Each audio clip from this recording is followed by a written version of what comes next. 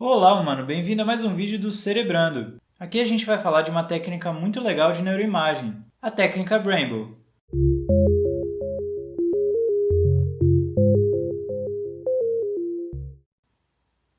Andressa, antes da gente falar da técnica em si, por que esse nome? Por que o nome Brainbow?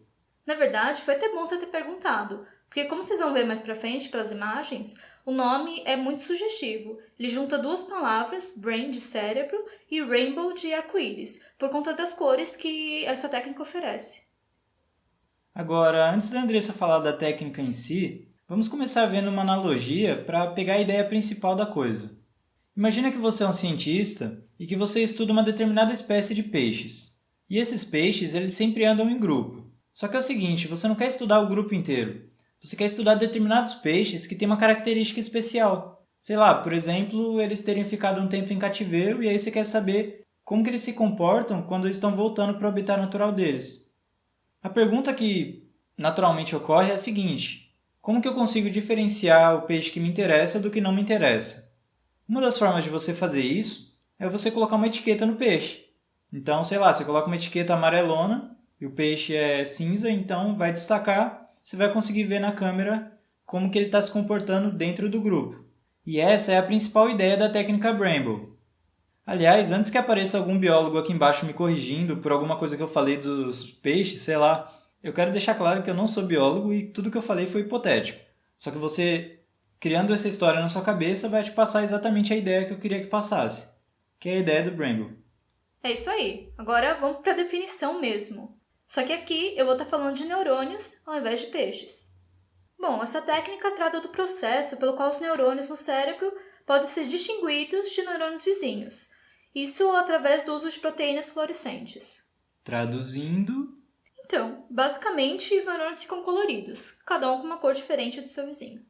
então quer dizer que essa técnica ela meio que pinta neurônios. Exatamente. Isso é legal porque dá pra gente estudar um neurônio particular com o passar do tempo. A técnica Brainbow é caracterizada como uma técnica de neuroimagem. E as neuroimagens elas são muito importantes para a neurociência. Para você ter uma ideia, grande parte do conhecimento da neurociência nas últimas décadas se deve às neuroimagens. Isso porque antes das neuroimagens você tinha que abrir o cérebro para estudar ele. Então, se você fosse um estudante de medicina ou até um médico antes das neuroimagens, para estudar o cérebro você teria que esperar alguém morrer e logo depois pegar esse cérebro para estudar. Então você ia ter que cortar ele e abrir ele. E isso é péssimo, porque algum tempo depois da morte, o cérebro praticamente vira um cemitério de tecidos, ou seja, um monte de tecido morto. E aí perde toda a graça da coisa, perde toda a dinâmica, que seria, no caso, a passagem de informação elétrica. Então, as técnicas de neuroimagem, o que elas permitiram? Elas permitiram que os cientistas pudessem ver o cérebro sem precisar abrir ele, ou seja, uma técnica não invasiva. O cientista não precisava machucar ninguém para poder estudar o cérebro. Ele podia fazer isso enquanto a pessoa, sei lá, estava um pouquinho dopada ou até fazendo uma coisa comum do dia a dia dela. E esse avanço criou várias ramificações na área de neuroimagem. Não é uma técnica só que a gente tem por aí.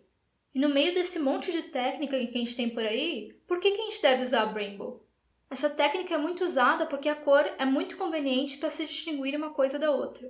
Colocando de outro modo, ela permite que os neurocientistas estudem o cérebro por dentro, como o Caio já disse. Isso ajuda a entender cada vez mais como esses circuitos de neurônios processam todo tipo de informações que a gente recebe.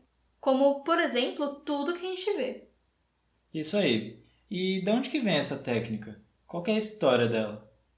Essa técnica foi criada em 2007 por uma equipe liderada por dois professores de biologia molecular e celular da Universidade de Harvard. A demonstração da técnica apareceu pela primeira vez na edição de novembro de 2007 da Nature. Que, para quem não sabe, é uma das revistas científicas mais renomadas no mundo todo. E só para constar, essa demonstração foi feita em ratos. A técnica original foi adaptada recentemente para o uso em outros animais, como as drosófilas, por exemplo. Para quem não sabe, drosófilas são as mosquinhas que vocês veem voando por aí. A Brainbow basicamente foi criada para melhorar as técnicas tradicionais de neuroimagem. Isso porque os métodos mais antigos tinham diversas limitações. Algumas técnicas antigas só conseguiam destacar as células com poucas cores. Já a Brainbow é mais flexível pelo fato de ter a capacidade de rotular neurônios com várias tonalidades diferentes. Dessa forma, os cientistas são muitas vezes capazes de obter informações sobre as interações neuronais e seu impacto no comportamento. E assim, a Brainbow preenche o vazio deixado por métodos anteriores. E agora, os pesquisadores são capazes de construir mapas específicos de alguns circuitos neurais. E, extrapolando um pouco para o futuro, a Brainbow talvez possa ser usada para estudar distúrbios neurológicos e psicológicos. Isso seria feito analisando as diferenças nos mapas neurais. Quando a gente estiver falando de alguma coisa em ciência, seja um método, uma teoria ou até uma lei, sempre vai ter uma limitação. Isso no sentido de que toda teoria, todo método, toda lei tem um escopo de validade, então ela é válida numa determinada região, digamos assim. E a técnica Brainbow, eu nem preciso ter estudado ela para saber que não é diferente. Tenho razão, Andressa? Com certeza. E uma das limitações se deve à natureza aleatória na expressão das proteínas que dão as cores nos neurônios. Isso faz com que os cientistas sejam incapazes de controlar com precisão a rotulagem dos circuitos neurais. Isso pode resultar basicamente na má identificação de alguns neurônios específicos que você quer estudar. Outra limitação é o uso da Brainbow em mamíferos, porque eles têm muitos neurônios no sistema nervoso central. Então, a gente pode concluir que a Brainbow é mais útil hoje quando a gente analisa uma única célula num ambiente muito complexo. Como já deu para perceber, essa técnica cria imagens muito bonitas. Várias dessas imagens são vistas como uma forma de arte até. Já foram feitas até exposições e livros sobre essa técnica. Um livro muito interessante que aborda essa técnica é o Portraits of the Human Mind, ou em português, Retratos da Mente Humana. Nele, o estudante de doutorado em neurociências da Universidade de Columbia, Carl Schnover, comenta uma seleção de imagens de neurociências geradas em laboratórios do mundo inteiro.